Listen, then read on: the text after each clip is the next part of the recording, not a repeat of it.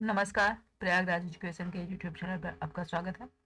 हम youth publication की biology की किताब को सॉल्व कर रहे थे। यूथ पब्लिकेशन का पार्ट 2 है, जिसमें वनस्पति विज्ञान के प्रश्न दिए गए हैं। हम वायरस के क्वेश्चन को सॉल्व कर चुके हैं। आज बैक्टीरिया के क्वेश्चन को सॉल्व कर रहे हैं। पिछले वीडियो में हमने बैक्टीरिया के लगभग 30 प्रश्न को सॉल्व कर लिया था। आज 31 नंबर के प्रश्न से सॉल्व करेंगे। 15 क्वेश्चन सॉल्व करेंगे। 15 क्वेश्चन की श्रृंखला ये चल रही है। अगर आपको वीडियो पसंद आता है तो वीडियो को लाइक करें, चैनल को सब्सक्राइब करें, अपने दोस्तों को शेयर करें, जिससे उनको भी इस वीडियो का लाभ मिल सके। ये video TGT, PGT, LT, GIC जितनी भी परीक्षाएं होंगी उनके लिए काफी महत्वपूर्ण प्रश्न है। इसमें प्रीवियस ईयर के प्रश्न दिए गए हैं। प्रश्न शुरू करते हैं। 31 नंबर का प्रश्न इसमें दिया गया है। Which one of the following is used as a bio insecticide. निम्नलिखित में से कौन एक जैविक इंसेक्टिसाइड के रूप में प्रयुक्त होता है? ऑप्शन है इसमें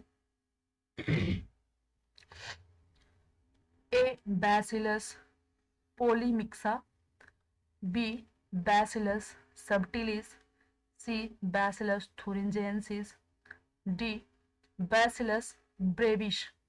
तो इसमें करेक्ट ऑप्शन हो जाएगा बैसिलस thuringiensis। बैसिलस thuringiensis जो बैक्टीरिया होता है वो मिट्टी में पाया जाता है। यह एल्कलाइन मीडियम में काम करता है। इसका जो जीन होता है एल्कलाइन मीडियम में काम करता है। इसमें CRY जीन होता है जो CRY प्रोटीन का निर्माण करता है। CRY प्रोटीन का, क्रिस्टलाइन प्रोटीन का निर्माण करता है। अब ये जो क्रिस्टलाइन प्रोटीन होता है ये एल्कलाइन मीडियम में काम करता है। एल्कलाइन मीडियम में काम करता है। अगर कोई कोई कीट इसको खाता है तो ये जो प्रोटीन है वो वहां पे एक्टिव हो जाती है एल्कलाइन मीडियम में, जिसके कारण वह कीट का पेट फट जाता है और कीट मर जाता है। तो क्या किया वैज्ञानिकों ने, इसके उस जीन को निकाला जो CRY प्रोटीन बना रही थी, और प्लांट के अंदर, कोई भी प्लांट है, प्लांट के अंदर इसको इम्प्लांट कर दिया, ट्रांसफर कर दिया। अब प्लांट के अंदर प्लाज्मिड के द्वारा, बैक्टीरिया के प्लाज्मिड के द्वारा ट्रांसफर किया। अब जब कोई भी प्लांट को कोई भी कीट खाया, इस प्लांट को कोई भी कीट जब खाएगा तो कीट जैसे इसको खाएगा तो उसकी बॉडी में जो क्रिस्टल प्रोटीन है एक्टिव हो जाएगी और वो कीट मर जाएगा। अगले प्रश्न की ओर बढ़ते हैं। अगला प्रश्न इसमें दिया गया है।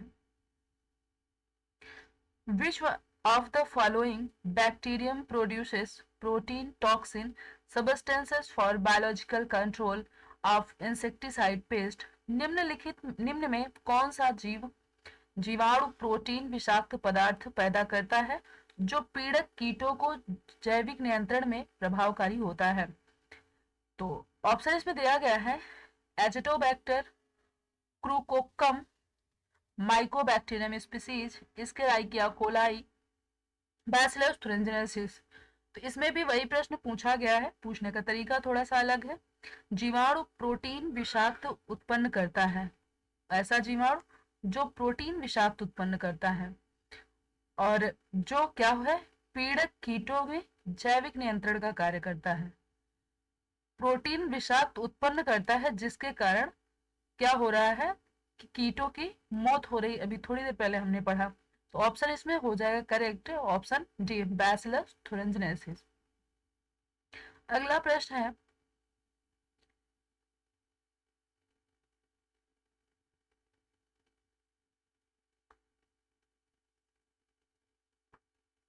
अगला प्रश्न इसमें दिया गया है 33 नंबर का। Respiratory enzyme in bacteria are located in on. जीवाणुओं में श्वसन एंजाइम पाया जाता है। ऑप्शन है cytosol, mitochondria, ribosome, cell membrane, कोशिका झिल्ली। तो इसमें करेक्ट ऑप्शन हो जाएगा सेल मेम्ब्रेन या कोशिका झिल्ली। इसका माइटोकॉन्ड्रिया और माइटोकॉन्ड्रिया तो इसमें पाया ही नहीं जाता है, ये यूकैरियोटिक कोशिका में पाया जाता है। राइबोसोम प्रोटीन सिंथेसिस का कार्य करता है, उसमें श्वसन एंजाइम नहीं पाए जाते। बैक्टीरिया की बैक्टीरिया की जो ये सेल मेम्ब्रेन होती है, ये जगह जगह पे फोल्डेड हो जाती है। अभी जहां पर फोल्ड हुई है इस जगह पे क्या होगा कि श्वसनीय एंजाइम यहीं पे पाए जाएंगे। अब जो श्वसनीय एंजाइम यहाँ पे पाए जाएंगे वही श्वसन की प्रक्रिया में भाग लेंगे, जिसे मीसोसोम कहा जाता है। क्या कहा जाता है? मीसोसोम कहा जाता है। अगले प्रश्न की ओर बढ़ते हैं।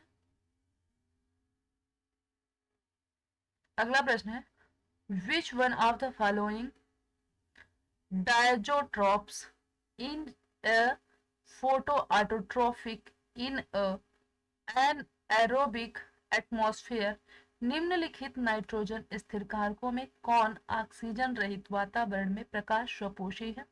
ऑप्शन इसमें है नॉस्टॉक, राइजोबियम, क्लास्ट्रीडियम, रोडोस्पाइरिलम। तो करेक्ट ऑप्शन हो जाएगा रोडोस्पाइरिलम। नॉस्टॉक ब्लू ग्रीन एल्गी है, blue green algae. Rhizobium symbiosis show करता है लेग्यूमिनस प्लांट के साथ, सिम्बायोसिस शो करता है लेग्यूमिनस जो प्लांट होते हैं।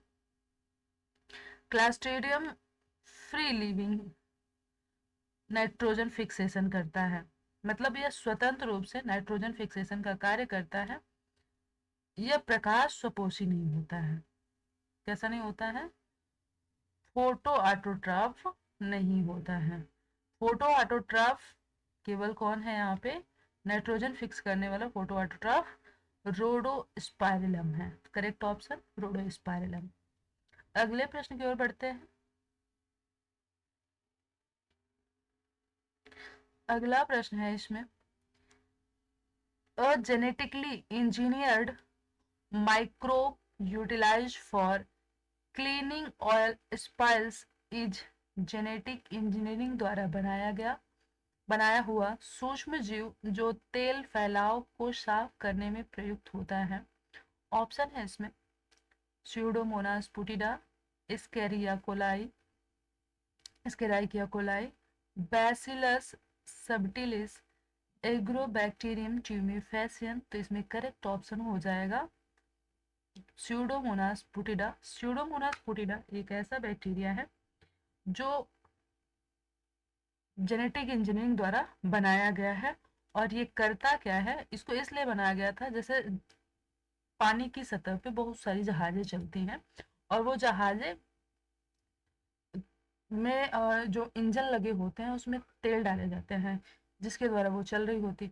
अब तेल जगह जगह से लीक कर रहा होता है, कहीं ना कहीं से उसमें मोबिल भी लीक कर रहा होता है, कुछ भी चीजें लीक कर रही होती। तो जो लीक कर रहा है वो पानी की सतह पे जाएगा और वहीं पे वो फैल जाएगा, जिसके कारण उस पानी की सतह पे, मान लेते हैं ये वो सतह है, पानी है जहाँ पे तालाब है, नहीं सॉरी नदी है या फिर समुद्र है। तो यहाँ पे जो जहाज चल रही होंगी तो इसमें जो पानी लीक होगा तो इसकी सतह पे इस पे तेल यहीं पे फैल जाएगा, जिसके कारण अंदर ऑक्सीजन नहीं जा पाएगा।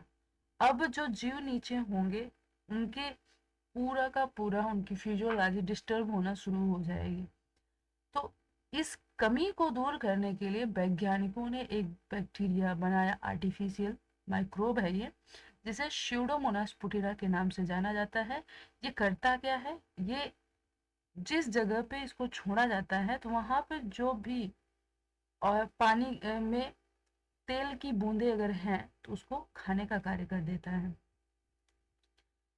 अगला प्रश्न अगला प्रश्न है, which of the following is a sulphur bacteria?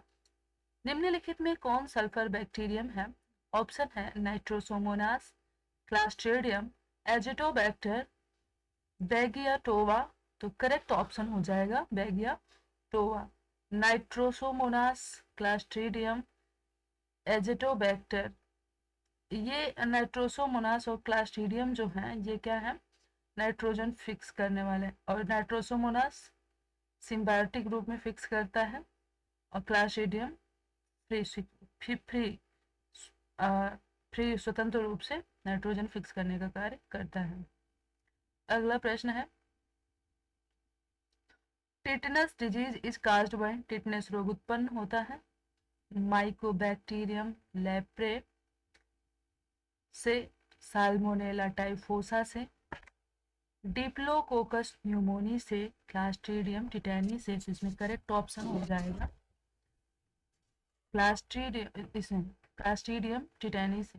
Clostridium tetani से टिटनेस रोग हो जाता है। माइकोबैक्टीरियम लेप्रे से लेप्रोसी रोग हो जाता है। साल्मोनेला टाइफोसा जो है ये क्या करता है, टाइफाइड उत्पन्न करता है, टाइफाइड। डिप्लोकोकस न्यूमोनी से निमोनिया हो जाता है। अगले प्रश्न की ओर बढ़ते हैं। अगला प्रश्न है,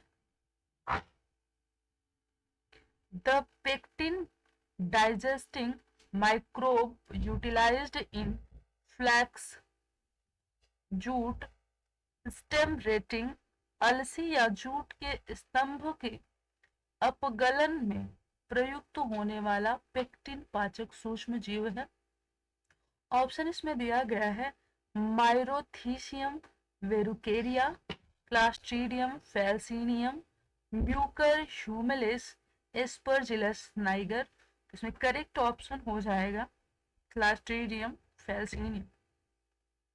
इसमें माइरोथीसियम वेरुकेरिया जो होता है ये कागज या कपड़ों पे, कागज या कपड़ों पे ये उत्पन्न होता है, ये एक तरह का फंजाई है।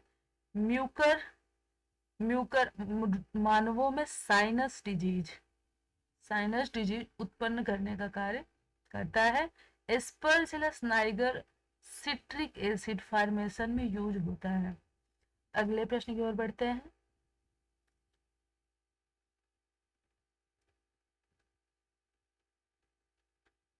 अगला प्रश्न है 29 नंबर का, cycloheximide actidione was isolated from. Cycloheximide actidione वियुक्त किया गया था Streptomyces griseus, Xanthomonas citri, Erwinia amylovora, Streptomyces scabies.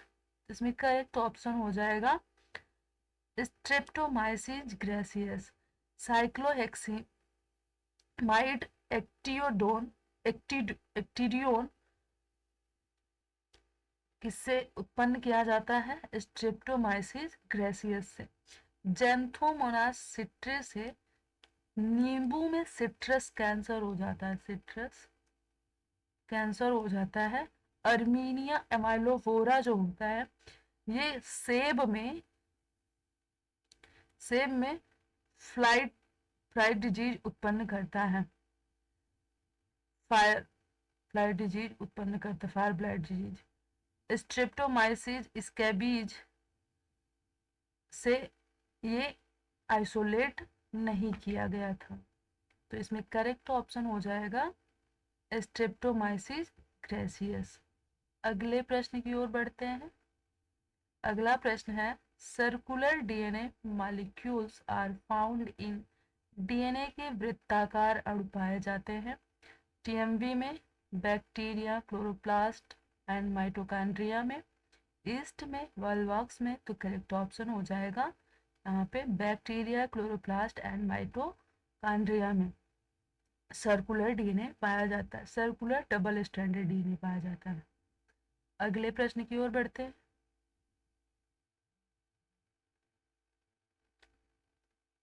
अगला प्रश्न है, insect resistant transgenic cotton has been produced by inserting a piece of DNA from. कीटरोधी ट्रांसजेनिक कपास उत्पादन डीएनए के एक खंड के निवेशन से किया जाता है जो लिया गया था। तो इसमें ऑप्शन जो दिए गए हैं, an insect, a bacterium, a wild relative of cotton, कपास के एक वन्य संबंधी से, अ वायरस एक विषाणु से। इसमें करेक्ट ऑप्शन हो जाएगा बैक्टीरियम से। बैक्टीरिया थुरेंजेनेसिस, बैसिलस थुरेंजेनेसिस जो बैक्टीरिया है उसी से वो जीन लिया गया था जो कॉटन के प्लांट को कीटरोधी बना सके। अगला प्रश्न है, the type of ribosome found in certain cell organelles of higher organism are also found in. उच्च जीवों में कुछ कोशिकांगों में पाए जाने वाले राइबोसोम के प्रकार इनमें भी पाए जाते हैं। ऑप्शन है विरियॉन्स, बैक्टीरिया, वायरॉइड, बैक्टीरियोफेज। तो इसमें करेक्ट ऑप्शन हो जाएगा बैक्टीरिया। बैक्टीरिया जो होता है इसमें जैसे हायर एनिमल जो सॉरी जो यूकैरियोट होते हैं, यूकैरियोट या फिर हायर ऑर्गेनिज्म जो उच्च जीव होते हैं उसमें यूकैरियोट सेल पाई जाती है। अब उसमें जो यूकैरियोट सेल पाई जा रही है उसमें पाए जाते हैं कोशिकांग।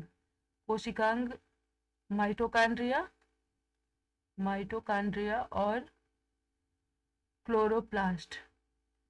अब माइटोकॉन्ड्रिया और क्लोरोप्लास्ट में 70S प्रकार का राइबोसोम पाया जाता है। 70S प्रकार का राइबोसोम बैक्टीरिया में भी पाया जाता है, तो इसलिए यहाँ पे करेक्ट ऑप्शन हो जाएगा बैक्टीरिया। वेरियांस, वायराइड, बैक्टीरियोफेज ये वायरस के रूप हैं। अगले प्रश्न की ओर बढ़ते हैं। अगला प्रश्न है, which of the following is a gram positive bacteria. निम्नलिखित में से कौन एक ग्राम पॉजिटिव जीवाणु है। ऑप्शन है स्यूडोमोनास, एग्रोबैक्टीरियम, कार्निबैक्टीरियम, जैंथोमोनास। तो यहाँ पे करेक्ट ऑप्शन हो जाएगा कॉर्निबैक्टीरियम। अगला प्रश्न,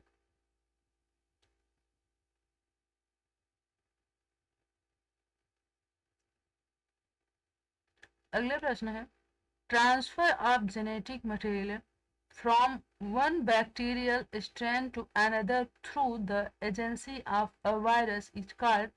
किसी विषाणु के माध्यम से एक जीवाणु विभेद से किसी दूसरे विभेद में आनुवंशिक पदार्थ के स्थानांतरण को कहते हैं।